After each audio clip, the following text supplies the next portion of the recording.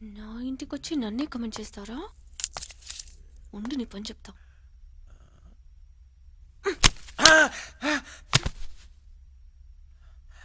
అన్నా వస్తున్నా.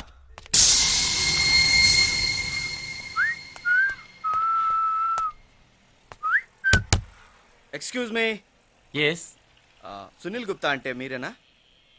నేనే. మీరు? మేమిద్దరం మంత్రాలయం నుంచి వచ్చాం, మీతో కొంచెం మాట్లాడాలి. మంత్రా నిలయమా? ఆ, అంటే నాకు తెలీదు. బయటికి నడవండి. తమ్మి 4 తగిలిస్తే చెప్తాడేమో. నువ్వు ఉండానా. మంత్రాలయం గురించి మీకేం తెలీదు. మరి ఈ పెళ్లి కార్డు అక్కడికి ఎలా వచ్చింది బేబీ?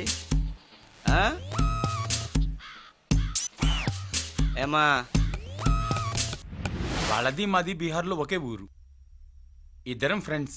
రామ్దేవ్ చాలా మంచివాడు. బిజినెస్లో చాలా నష్టం వచ్చి అప్పుల బాధ భరించలేక ఇక్కడికి వచ్చాడు. అప్పటి నుంచి అప్పుల వాళ్ళు వచ్చి వాళ్ళ గురించి అడుగుతూ ఉన్నారు. తెలియదని చెప్పేస్తూ ఉంటాను. దేఖో, రామ్దేవ్ ఫ్యామిలీ చనిపోయారట. అయ్యో, వాళ్ళ గురించి ఇంకా మీరేమైనా చెప్పగలరా? రామ్దేవ్ చాలా మంచివాడు, సెన్సిటివ్. వైఫ్ సోనాలి దుబారా మనిషి. ఎప్పుడు మేకప్లని క్లబ్లని డబ్బు వేస్ట్ చేస్తూ ఉండేది. వాళ్ళిద్దరికి అస్సలు పడేది కాదు. అవును, రామ్దేవ్ మీకు తెలుసా? మా ఫ్రెండ్ ఆ ఇల్లు కొంటున్నాడు. వీళ్ళు ఆ ఇంట్లో చనిపోయారని తెలిసింది. దాని గురించి తెలుసుకుందామని వచ్చి. I see. మేము బయలుదేరుతామండి. ఓకే. మీరేం అనుకోకపోతే మీ పెళ్లి ఫోటోలు కానీ సీడీ కానీ చూడొచ్చా? షూర్.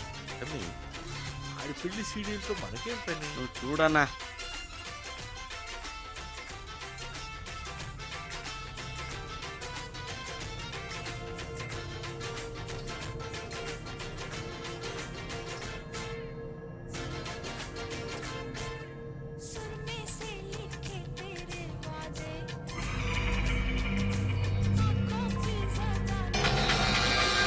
తమ్మి,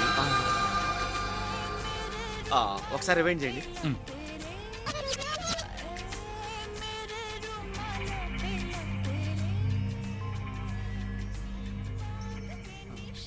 వీడు మీకు తెలుసా? మా వైఫ్ రిలేటివ్. ఓహో.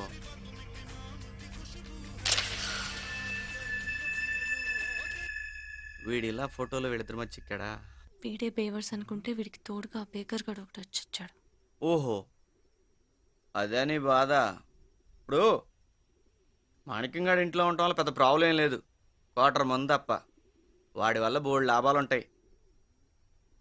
ఇంత పెద్ద ఇంట్లో మనకు తోడుగా పడి ఉంటాడు. కొంచెం పొగిడామనుకో ఏ పనైనా చేసి పెడతాడు. అంతేకాకుండా ఇంట్లో ముగ్గురు ఉన్నామనుకో కొనేవాడికి నమ్మకం పెరుగుతుంది.